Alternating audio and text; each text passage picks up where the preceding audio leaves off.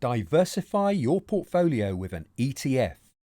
In this video, I will explain what an exchange-traded fund is, why I hold them, which ones I hold, and finally, I'll ask the question, is it possible to own the world? This is not financial advice, and I'm simply sharing with you what I choose to do. Please do your own research. Okay, let's get into the video and boss the market. What is an ETF? ETF stands for Exchange Traded Fund, and to help me explain, I'll tell you a little story. When I bought my first house, I had no real problem deciding how to kit out the kitchen. I knew I needed things like a microwave, toaster, fridge, and a washing machine. Oh, is that me? I already had some idea about the appliances and how they worked, and I also knew something about brand quality. However, when I stepped out into the garden, I was lost. I had no idea about plants and flowers, which ones were suitable for a garden, which needed certain amounts of light or needed replacing each year. What would they look like in different seasons? I went to a garden centre and I was absolutely baffled by the range. I was getting so much conflicting advice. And in the end, I didn't choose anything. I was afraid of making the wrong choice and wasting my money. The stock market can be even more scary with the endless range of options. What on earth do I invest in? What will happen if I make a mistake? What companies do I invest in? Which sectors? Which parts of the world? Should I pay somebody to pick shares for me? Oh, this is all too complicated. I think I'll just keep my money in a savings account until I know what to do. It's going to be safe there, isn't it? Unfortunately, leaving your money in a savings account long term is not a good idea if you want to grow your wealth. The purchasing power of your money will be eroded by inflation.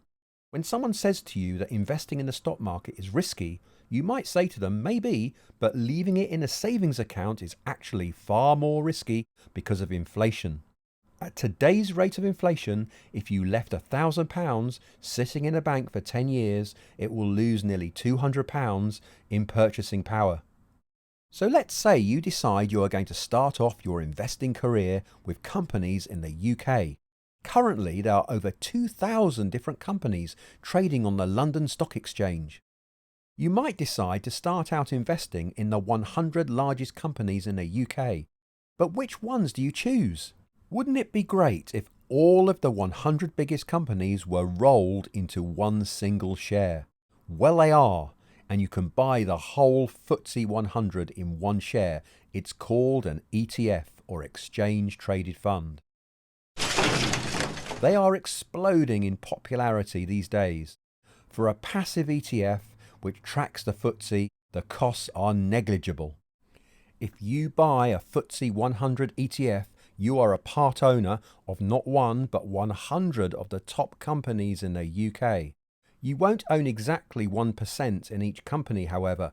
It is weighted towards the largest companies because they make up the larger part of the index, so it makes sense for you to have a slightly larger stake in those companies. So if you were to invest £1,000, then you would have a 7% exposure to the pharmaceutical giant AstraZeneca, the largest company in the UK at the moment. You would also have 5% exposure in Unilever and 4% in Diageo. The chances of any of these companies going bust is extremely small. In smaller members of the FTSE 100, you would not have as much weighting. For example, in Sainsbury's or Royal Mail. Here you would have about 0.2% exposure to each. If you had £1,000 in this ETF and Sainsbury's suddenly went bankrupt, you would only lose £2 out of your 1,000. Don't forget that if any of your 100 companies pays a dividend, then you will receive it.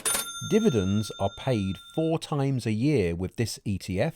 The current yield is 4%, so therefore you'll get back 1% 4 times a year to do whatever you want with. Why not reinvest it back in and let it compound and snowball over time? One of the ETFs I hold is called the iShares Core FTSE 100 ETF. On the platform I use to buy shares, it is the second most popular ETF. It has a special code called ISF when you are buying the ETF to make it easy to find. The fee for this ETF is only 0.07%, so it's hardly anything. Try comparing this fee with one from an active fund manager, and you'll be shocked. Evidence shows that passive trackers beat expensive, actively managed funds in the long term. In 2008, one of the greatest investors of all time, Warren Buffett, laid down a challenge to the hedge fund industry, who he believed were charging astronomical fees to pick shares for their clients. Buffett bet $1 million that a simple low-cost tracker would outperform hedge fund selected stocks in the S&P 500 over 10 years. This was a classic passive and active investing face-off. After 10 years, Buffett won the bet. What other ETFs are available? The range is huge. Some focus on high dividends, others on growth. There are ETFs which track indices all around the world. There are cryptocurrency ETFs, ethical investing, clean energy and precious metals. You can buy a video game tech ETF or an artificial intelligence ETF. I've even seen an ETF which includes companies selling products and services to treat obesity. But why not start with something simple, like a FTSE 100 ETF, with companies you know, trust and use? If you like US stocks, then another ETF I own is the iShares S&P 500. Its ticker code is IUSA. You will get exposure to the top 500 US companies. Here are the largest ones and the percentage exposure of each. The dividend is quite small at 1.1%, but if you have faith in these big American giants over the long term, then it might be worth considering. Other companies such as Vanguard will also offer a similar product, and you can buy this on your investing platform, but do check out the fees. They're all pretty low, but it's worth comparing. So what about owning the world? Is this possible with an ETF?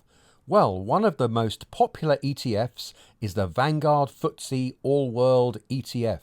Ticker code is VWRL. It gives you exposure to 11 different sectors and 41 countries. You can see here that many of the largest companies are in the US, so it does tend to dominate the weighting. The ongoing charge is 0.22% a year, the yield is 1.42%, and you will have exposure to over 3,500 of the world's largest companies. With ETFs, you really can own the world. Thanks for watching, and may the markets go your way.